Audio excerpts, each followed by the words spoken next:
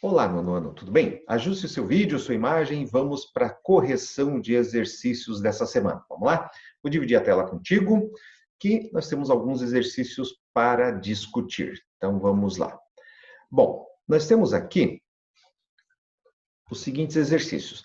Da página 58 do seu livro didático, nós vamos ter essa lista grandinha aqui de exercícios que é bem interessante. Então, sobre a Coreia do Norte, complete o quadro. Lembre que a Coreia do Norte, né, é aliada à União Soviética, hoje mais à China, no caso, então é interessante, né? Vamos lá. Primeiro item, origem. Então, como é que se formou a Coreia do Norte? Então, formou-se após a Segunda Guerra Mundial, quando o Japão, que controlava a região, foi derrotado. A Península da Coreia foi dividida em dois países, né? A Coreia do Norte sob a influência da União Soviética e a Coreia do Sul sob a influência dos Estados Unidos. Então, é assim para você completar, né? Então, formou-se a partir da Segunda Guerra Mundial, com a derrota japonesa, dividiu-se ao meio, então uma parte ficou sob comando soviético, dando origem à Coreia do Norte, e a outra parte sob o comando dos Estados Unidos, dando origem à Coreia do Sul. Tranquilo? Exercício, ou melhor, a segunda parte ali, né? Liberdades individuais, é no plural, né? Então, a Coreia do Norte é considerada um dos países mais fechados do mundo. Para não dizer assim, o mais fechado, né? É um dos mais fechados. A liberdade individual, como o direito de ir e vir, é controlado pelo governo. Não só o direito de ir e vir, tá? O governo controla tudo. Por exemplo, internet. Você só consegue acessar sites do governo norte-coreano. Eu quero saber alguma coisa de fora. É só o que o governo coreano permite que você tenha acesso. Ligar para alguém fora da Coreia do Norte, impossível, tá? A não ser que o governo permita. Sair em viagem, impossível, a não ser que o governo permita. Entrar, você, nós, entrarmos na Coreia do Norte, só se o governo permite. Então, ou seja, é extremamente controlado, você não tem liberdade individual. Você não pode fazer o que você quiser, não, você pode fazer aquilo que o governo permitir, tá? Então, você tem ampla liberdade para fazer o que quiser na Coreia do Norte, desde que o governo permita. Né? Então, aquela história, quer fazer tal coisa? Beleza, pede para o governo. Se ele deixar, tudo bem, senão, nada feito. Economia. Atualmente, a Coreia do Norte encontra uma situação bastante desfavorável, pois, durante muito tempo, ela dependia da ajuda da União Soviética, que não ajuda mais. Atualmente, o único país que ajuda eles é a China. Então, a China compra praticamente toda a produção deles, o excedente, e vende o que eles precisam.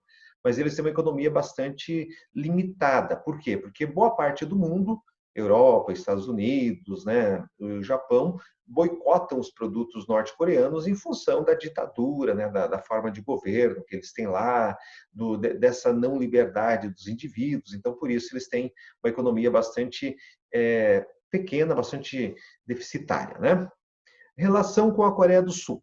Então, como a gente viu na videoaula, né, então apresenta um relacionamento conflituoso com a Coreia do Sul.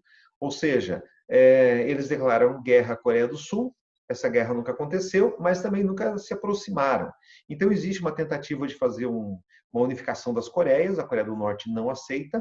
Existe uma tentativa de aproximação, mas a Coreia do Norte quer ditar as regras, né? A Coreia do Sul não aceita, então, bastante conflituoso, né, com a relação com a Coreia do Sul, ok? Então, esse seria o exercício da página 58. Então, vamos em frente. No livro de atividades, na página 27, você tem esse exercício 10 aqui, que é importante também para a gente discutir. O mapa a seguir destaca uma das regiões de maior interesse na geopolítica europeia, nessas duas primeiras décadas do século XXI. Então, nós temos aqui o seguinte: Ucrânia, digamos, o mapa da Ucrânia e a península da Crimeia. Então, alguém estaria questionando o que é uma península. Vocês podem ver que a Crimeia, aqui, ó, ela parece ser uma ilha, mas ela tem uma ligação com o continente. Então, ou seja, aquela ponta que sai do continente, assim, avança para o mar. Quando ela se abre, ela fica maior do que a ligação. Aqui vocês podem ver que ela é maior do que a ligação, então seria uma península. Então, a Crimeia tem uma ligação física com o restante da Ucrânia, né, no continente. Então, por isso é uma península, tá? Então, nós temos aqui o mapa da Ucrânia e um destaque especial para a Península da Crimeia, né, as principais cidades ali que se destacam, tal. E aqui, nessa pontinha aqui, já está a Rússia, que já seria a Rússia. É só fazer uma ponte aqui, já liga direto um país com o outro, né? Então, vamos lá.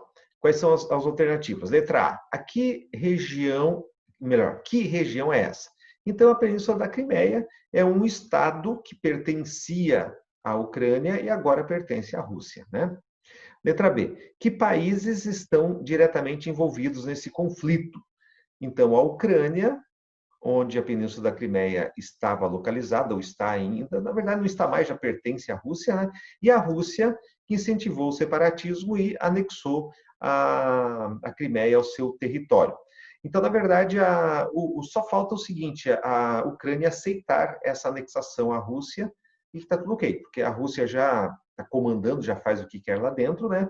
A ONU não vai se meter nisso, porque não vai criar um conflito direto com a Rússia, né? Então, ou seja, só falta a Ucrânia aceitar. Então, os países envolvidos nessa discussão é a Rússia e a Ucrânia. E letra C, porque esse conflito tem grande importância econômica para a União Europeia. O que a União Europeia tem a ver com isso? Então, o transporte marítimo pelo Mar Negro, tá, cujo litoral está na região da Crimeia, é de grande importância para a União Europeia, principalmente devido aos solos férteis que tem em toda aquela região. A Ucrânia tem os solos mais férteis do mundo e também pelos oleodutos e gasodutos que passam ali. Então, ou seja, a Europa depende do alimento produzido pela Ucrânia que vende para eles, produzido pela Rússia também, para os países daquela região que tem o solo mais fértil do mundo, que é o Chernósil, né, o solo daquela região, e também, evidentemente, o gás e o petróleo, que seria a energia, né, que a União Europeia precisa, que sai da Rússia e passa por ali, ou seja, passa nessa região. Então, a União Europeia sempre vai estar de olho nessa região, porque para eles, né, depende muito que não haja um conflito, que está tudo bem ali, porque senão eles não vão receber energia, não, e nem alimentos, né? E claro, como ali é uma saída, é uma porta ao Mar Negro que vai até o Mediterrâneo, ou seja, é um caminho muito próximo de navegação ali para a União Europeia, então mais uma evidência da importância dessa região para a União Europeia, ou seja, essa relação de aproximação, né, entre a União Europeia e essa região propriamente dita da Crimeia, tá? O outro exercício, o 11, que vem logo na sequência.